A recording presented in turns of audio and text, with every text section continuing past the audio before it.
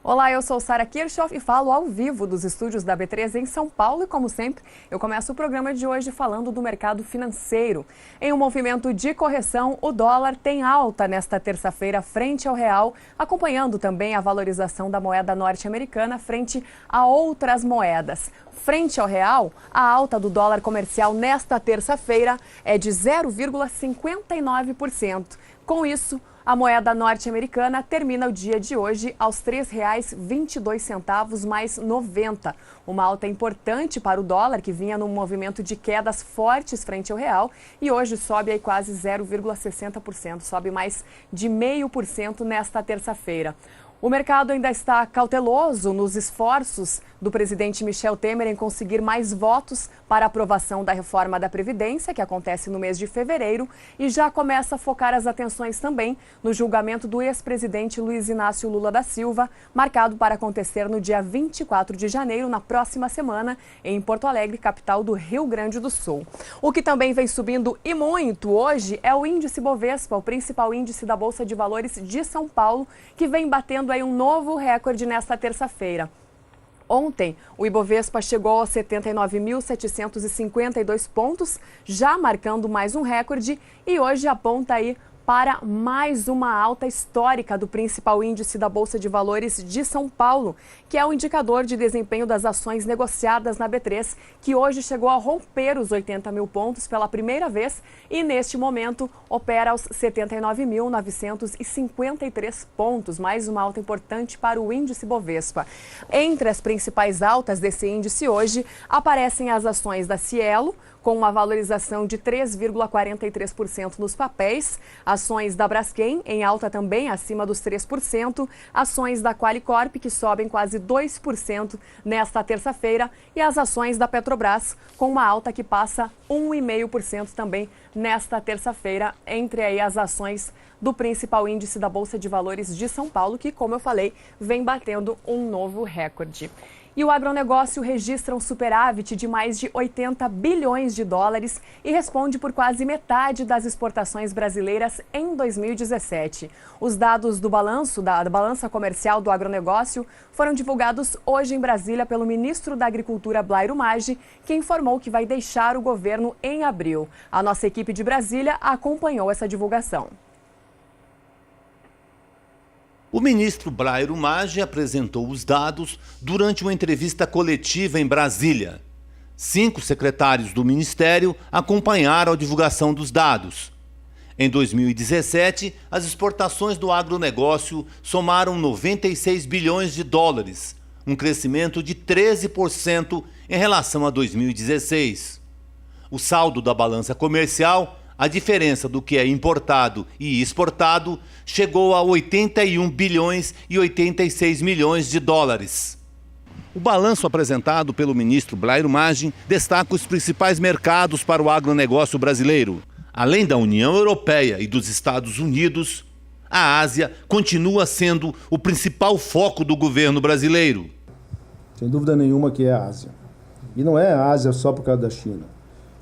Nos estudos que rodam e que a gente tem acesso e que nós temos, mostram que 51% da população mundial vive naquela região do mundo, vive na Ásia. E é onde a economia mais tem crescido, tem mais dinamismo nos últimos anos. Portanto, a renda dos habitantes daquela região cresce muito, muito rapidamente. Quando você olha esse crescimento de gente para consumir, é lá que está o negócio. Quando a gente olha América do Norte, é uma linha reta.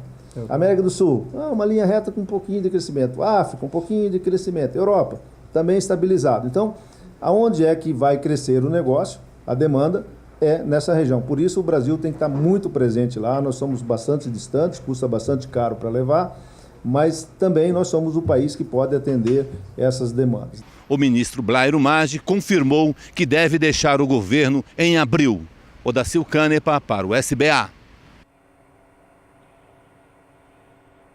Quem vem por aí trazendo as primeiras informações do tempo para o programa de hoje é a Juliana Rezende, da Somar Meteorologia, que começa destacando a produção de café no centro-sul do país. Olá, boa tarde a todos. Grande parte das lavouras de café do Centro-Sul ainda vem mantendo bom ritmo de crescimento. Isso especialmente devido ao solo, que segue bastante úmido. Aqui nessas áreas em rosa do mapa, a umidade do solo segue extremamente elevada. Em torno de 90% é o índice de umidade do solo nessas regiões. E nos próximos 5 dias ainda teremos pancadas de chuvas expressivas em áreas produtoras de café, tanto do Paraná como também do estado de São Paulo e até do extremo sul mineiro.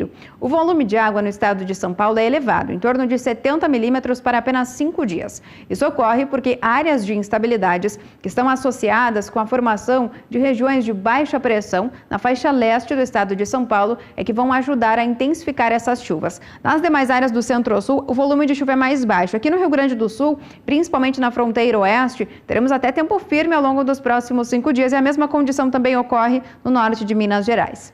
No decorrer da segunda semana, as instabilidades voltam a se espalhar pela maior parte do Brasil. Dessa vez, um canal de umidade vai voltar a atuar, só que fica concentrado entre Mato Grosso, Goiás, Minas Gerais e também no Espírito Santo.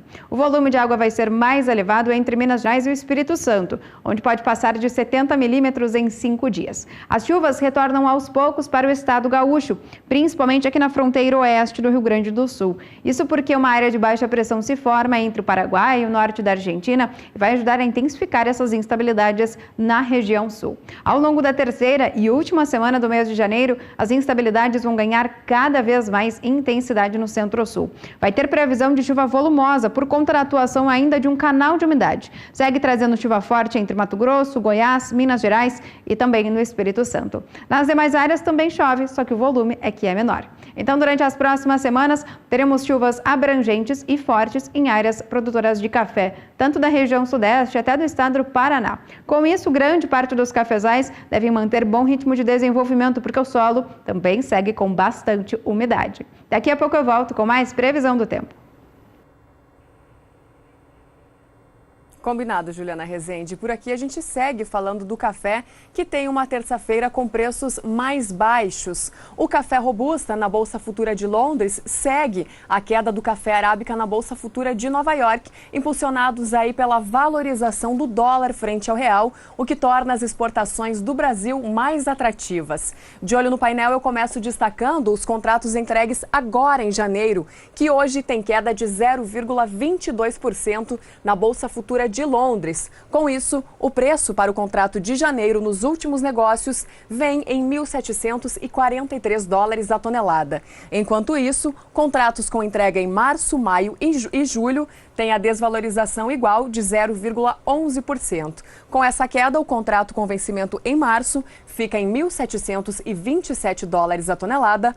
O contrato com entrega em maio aparece por 1.723 dólares a tonelada e o contrato com entrega em julho termina o dia de hoje por 1.753 dólares a tonelada. Como eu falei, o café robusta segue a queda do café arábica na Bolsa de Nova York, que depois do feriado de ontem nos Estados Unidos, hoje opera em queda.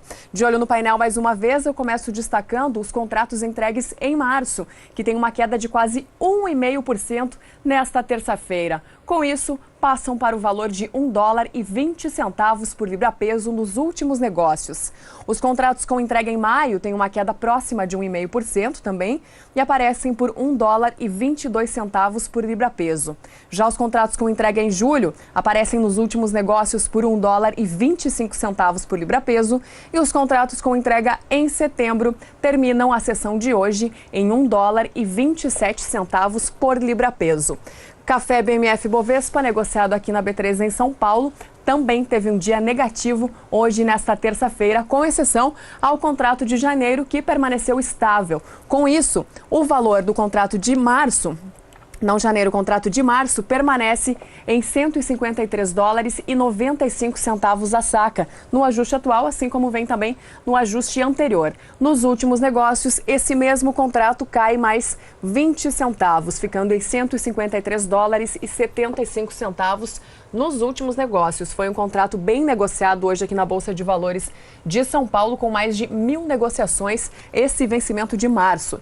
Já os contratos com entrega em maio têm uma queda acima de 1,5% e passam de $151,35 a saca para $149,05 a saca.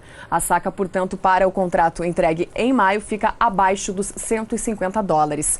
Já os contratos com entrega em julho têm a mesma queda dos contratos de maio, de 1,52%, e com isso aparecem por $145,40 a saca no ajuste atual.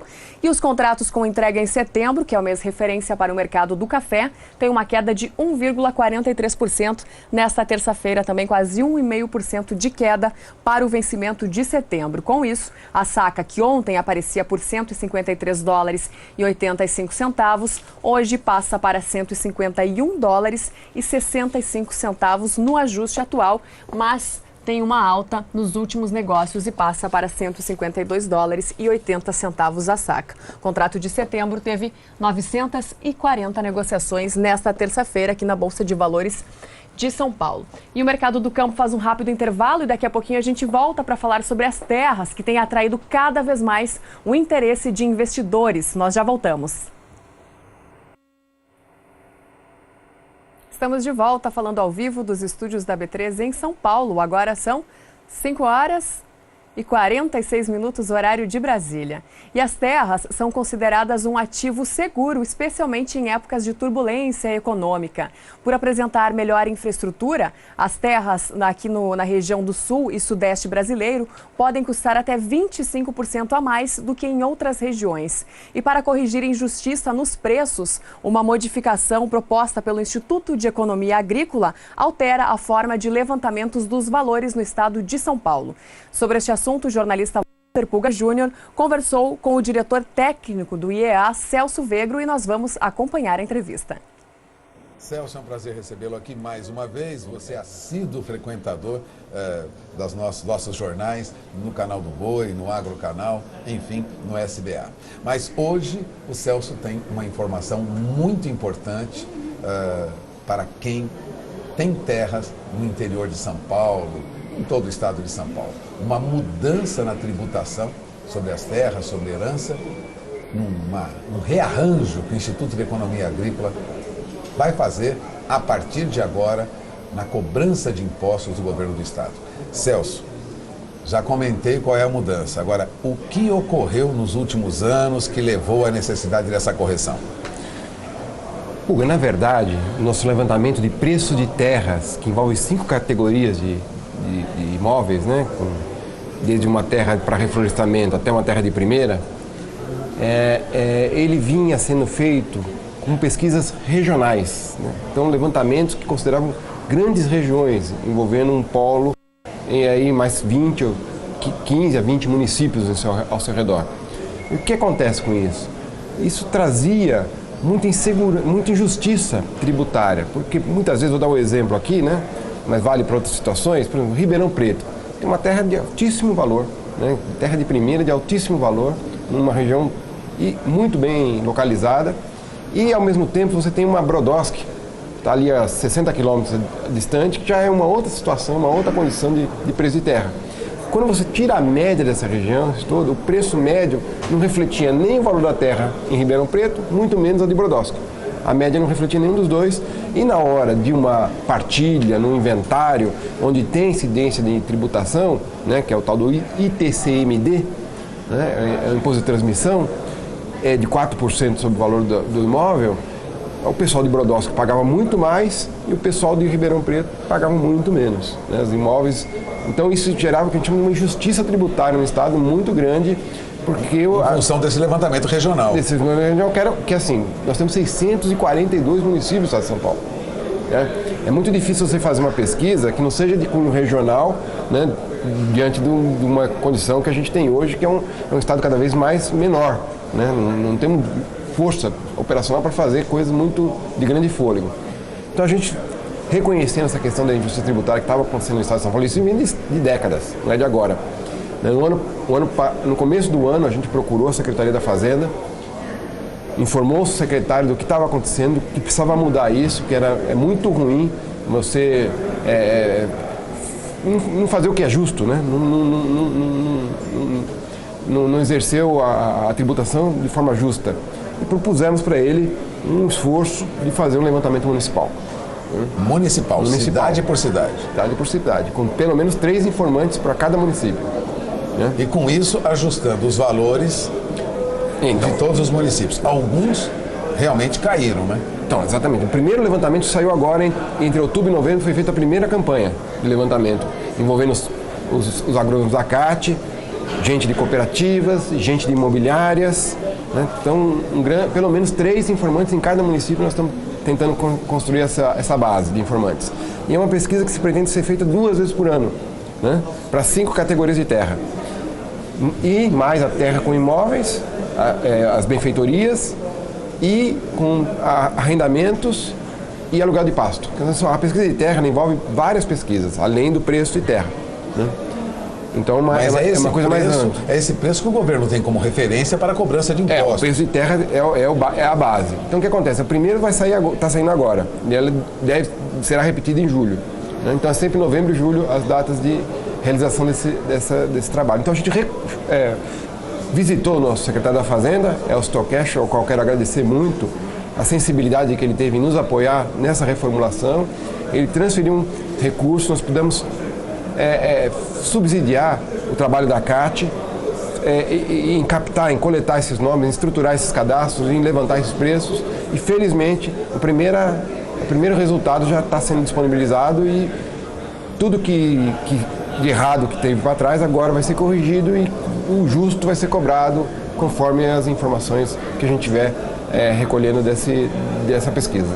O Celso lembrava agora há pouco que o ITR, Imposto Territorial Rural, já foi municipalizado, né? Exatamente. Nós já temos uma municipalização, ou seja, a prefeitura também passa a ter um controle maior sobre a sua zona rural? Então, exatamente. Essa é outra dificuldade, que esse preço regional também servia de base para as prefeituras cobrar o ITR.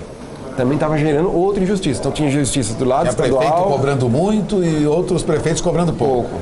Então, isso daí, com essa nova pesquisa municipal, agora as prefeituras terão como cobrar o que é justo a partir de uma informação oficial gerada pela Secretaria da Agricultura. Quer dizer, não corrige só imposto estadual, mas corrige também os impostos municipais. Que é o ITR, né? No caso, no caso é o ITR. No ITR. Então, qual que é a nossa perspectiva agora? A partir de março, começar um trabalho, um esforço grande de convencimento das secretarias de fazendas municipais para firmarem convênios com o Instituto e o Instituto ser responsável pela emissão do laudo que vai gerar o boleto de cobrança, o carnê de cobrança do ITR que será enviado no final do ano que vem para os produtores rurais. Tudo isso com base científica, né? Vamos lembrar, o Celso Veiga é diretor técnico do Instituto de Economia Agrícola, é economista, estuda... E agrônomo, estuda a questão agrária no país, e no estado de São Paulo em especial, há muitos anos. E agora vamos falar da perspectiva daqui para frente com essas mudanças, né? Nossa intenção agora, quer dizer, tendo feito esse primeiro levantamento, é começar a observar as discrepâncias que existiam anteriormente, né? E mostrar a relevância que tem esse projeto, que teve essa pesquisa e essa reformulação, do ponto de vista não só da capacidade de contribuição fiscal da população, né? Como também do ponto de vista de ver se há oscilações. Esse imposto, o ITR não saberia dizer quanto que arrecada para cada município, né? Não tem essa informação, porque é um imposto federal. Era federal, agora é municipal. Mas o ITCMD, que é o imposto de herança, né? Esse ITCMD, ele gera mais ou menos mais de 2 bilhões na arrecadação estadual paulista. 2 bilhões por ano? 2 bilhões de reais, mais de 2 bilhões por ano. Então é muito importante que isso seja feito bem feito, com muito critério e transparência. E justiça. Mas também de transparência, por quê? Porque esse dado está lá na nossa página. Não é o que a gente inventa, né? Ele é publicado, todo mundo vai ter acesso. A população, os interessados têm acesso. Se discordar, pode ligar lá pra gente. Como é que vocês chegaram nesse número? Tivemos 3 informações e tal corretor de imóveis, da Secretaria da Agricultura, da cooperativa tal, e é esse o valor que nós chegamos. Isso vai diminuir muito aqueles questionamentos, né, que são feitos ao governo estadual, não? Então, a judicialização, né, muita gente na justiça, diminui bastante Porque justamente como havia uma injustiça antes, concedia essa oportunidade para judicializar o assunto, né? Porque havia uma injustiça. E aí iam para a justiça questionar, lógico. E agora isso pode mitigar bastante. Vai reduzir bastante. E também no caso do ITR, idem, né? Muitas usinas pararam de pagar o ITR porque houve, de fato, esse tipo de divergência. Foram à justiça reclamar que estavam pagando excessivamente. Exatamente. Então, tudo isso, a tendência é dar uma diminuída nisso tudo, graças a um trabalho.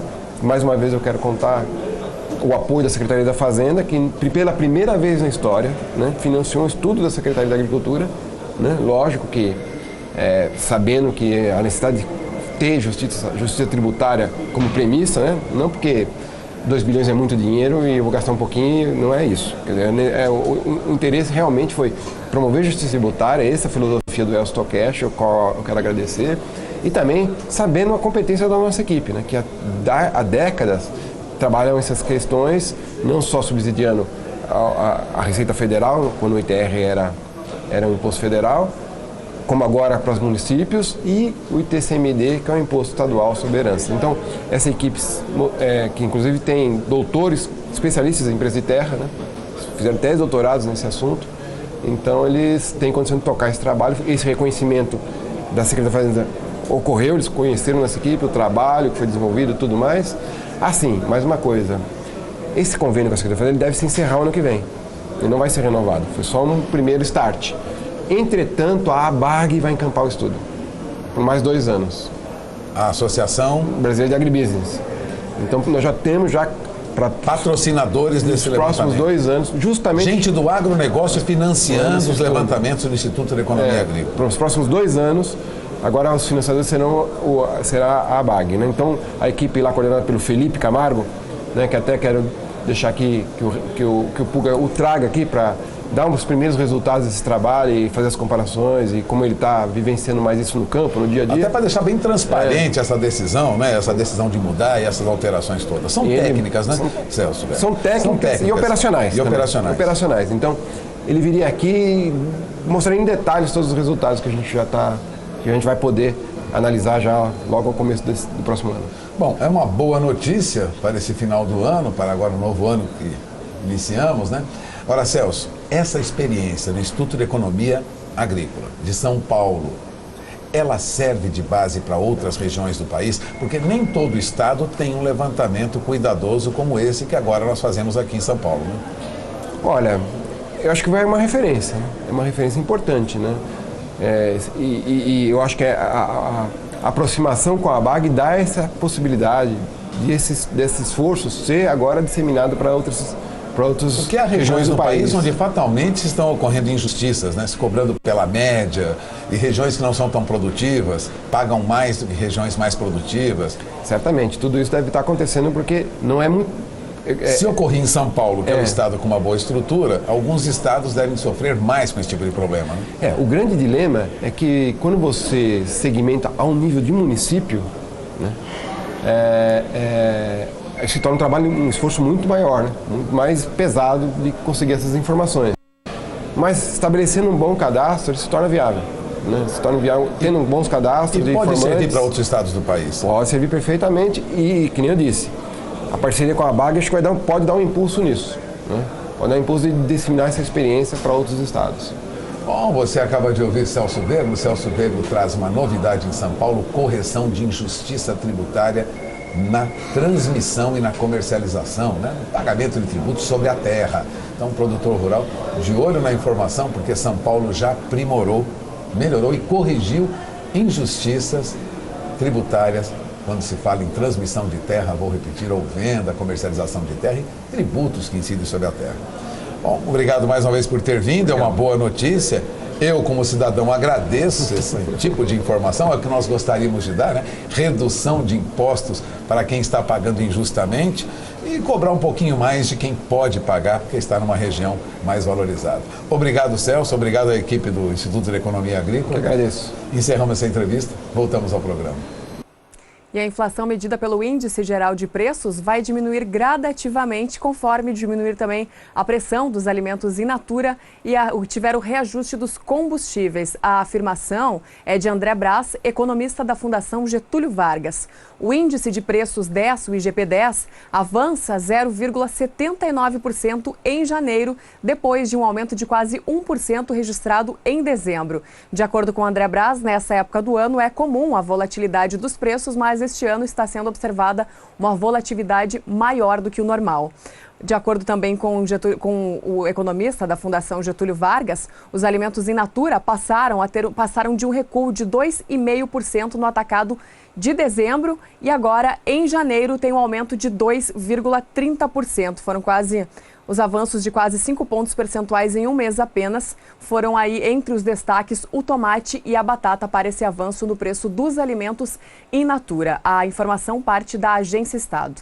E o Mercado do Campo faz mais um rápido intervalo e daqui a pouco a gente volta para falar do etanol, também do milho, da soja e com a previsão do tempo para o centro-norte do país.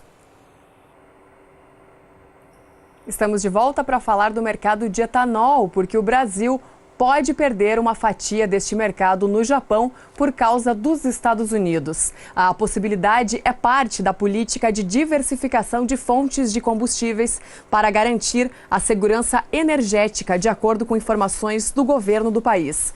E essa proposta vem no momento em que o etanol de milho está mais barato do que o de cana produzido em maior quantidade no Brasil e reflete também o excesso da oferta americana do cereal. Um comitê foi criado no ano passado para discutir as políticas de biocombustíveis no Japão e as propostas todas estão em discussão até a próxima quinta-feira.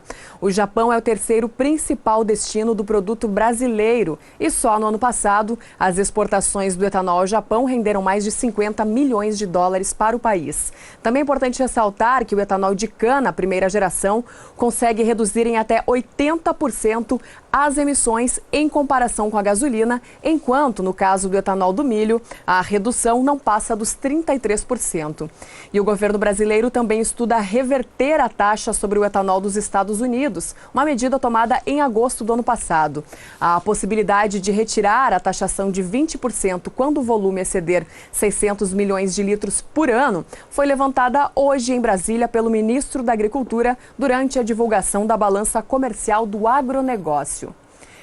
E falando em etanol, a demanda segue forte aqui no Brasil e os preços do etanol hidratado diário seguem em alta no indicador CPEA. No último levantamento diário do CPEA, o Centro de Estudos Avançados em Economia Aplicada, o preço do metro cúbico do etanol hidratado aparece por R$ 1.918,50 no estado de São Paulo, uma alta de 0,16% no dia e de quase 5% no acumulado do mês de janeiro.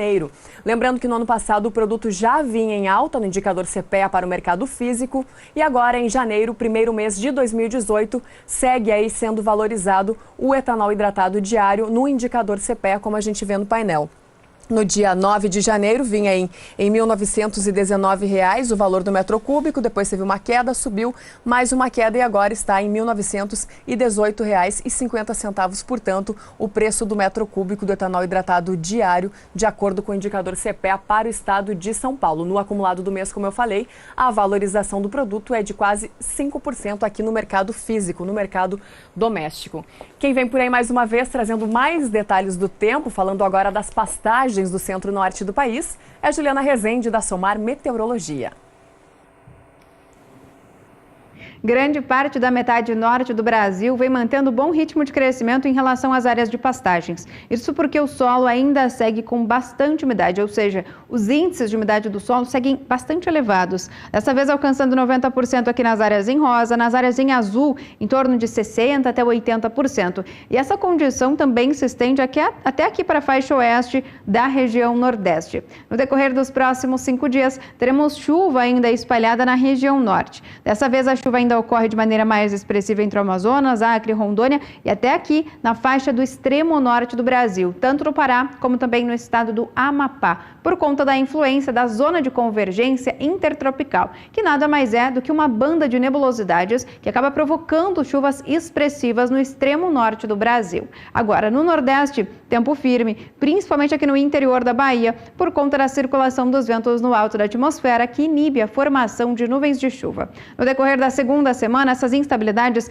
vão conseguir se espalhar tanto pela região norte como também pela região nordeste. Dessa vez a chuva perde um pouco mais de intensidade, mas mesmo assim teremos chuvas na maior parte da região norte e nordeste. Ao longo da terceira semana, mais para o final de janeiro até o dia 31, as instabilidades ganham força aqui no sul da região norte e também nas áreas mais ao sul do nordeste. As chuvas perdem mais intensidade, principalmente aqui no extremo leste da região nordestina. Então, no decorrer das próximas semanas, apesar da chuva mais fraca na maior parte da metade norte do Brasil, teremos pancadas espalhadas por praticamente todos os estados. Com isso, as condições hídricas do solo devem seguir mais elevadas, beneficiando grande parte das áreas de pastagens. E depois de registrar ganhos no início do dia, o milho tem queda no meio pregão, mas termina a sessão de terça-feira em alta lá na Bolsa de Chicago. Depois do feriado de ontem nos Estados Unidos, o milho então abre a semana com valorização no mercado futuro lá na Bolsa de Chicago. De olho no painel, eu começo destacando os contratos entregues em março, que tem alta acima de 0,5% nesta terça-feira, aparecendo por $3,48 o bushel nos últimos negócios. Contratos com entrega em maio também têm alta acima de 0,5% e passam para $3,53 o bushel. Contratos com entrega em julho têm valorização de 0,62% e ficam em $3,65 o bushel nos últimos negócios. E os contratos com entrega em setembro também têm alta de mais de 0,5% no pregão desta terça-feira e passam para $3,72 o bushel. Mas o milho BMF Bovespa, negociado aqui na B3 em São Paulo, não teve um dia tão positivo assim e termina a sessão de hoje no negativo. Os contratos com entrega em janeiro, a gente não tem a variação, a gente só tem o ajuste anterior, onde ele aparecia por R$31,95 a saca, mas os contratos de março, maio e setembro aparecem em queda nesta terça-feira. Os contratos com entrega em março têm queda acima de 1% hoje e passam dos anteriores R$32,24 a saca para R$31,86 no ajuste atual, caindo mais 6 centavos nos últimos negócios. Foi o contrato mais negociado para o mercado do milho aqui na Bolsa de Valores de São Paulo nesta terça-feira. Os contratos com entrega em março têm uma queda de quase 1,5%, passando dos anteriores R$32,16 a saca para R$31,70 a saca no ajuste atual, subindo aí 5 centavos nos últimos negócios. E os contratos com entrega em setembro têm uma queda de 0,74% hoje, passando de R$30,96 a saca para R$30,73 no ajuste atual e subindo 7 centavos nos últimos negócios. Milho BMF Bovespa, portanto, em queda nesta terça-feira, segundo dia da semana. E o relatório das inspeções dos Estados Unidos por parte do Departamento de Agricultura norte-americano, divulgado na última sexta-feira com volumes abaixo do esperado pelo mercado, fizeram com que os futuros da oleaginosa tivessem mais um dia de alta hoje lá na Bolsa de Chicago. Depois do feriado também de ontem, a soja abre a semana em alta nos Estados Unidos. De olho no painel, contratos com entrega em março, em alta de 0,78% nesta terça-feira por $9,68 o bushel. Contratos com entrega em maio, com valorização de 0,77% por $9,79 o bushel, e contratos com entrega em julho em alta de 0,78% por $9,89 o bushel. E a soja BMF Bovespa vem em alta hoje também, assim como a soja na Bolsa Futura de Chicago. Nós temos o ajuste anterior dos contratos entregues agora em janeiro, onde o valor da saca aparece por $21,14. Temos o ajuste anterior dos contratos com entrega em março, que aparecem aí por $21,17 a saca, e hoje tem alta de 0,66%, alta de mais de 0,5% para o vencimento de março, enquanto os contratos contratos com entrega em maio têm alta de 0,79%. No ajuste anterior, contratos com entrega em maio aparecem por $21,42 a saca e nos últimos negócios, $21,59 é o valor nos últimos negócios para o contrato que vence em maio, e nós não temos o ajuste atual. Com isso, eu vou encerrando então o programa de hoje, agradecendo a sua companhia e lembrando que o Mercado do Campo é sempre de segunda a sexta-feira, às 5h35 da tarde. Eu volto amanhã. Uma boa noite para você.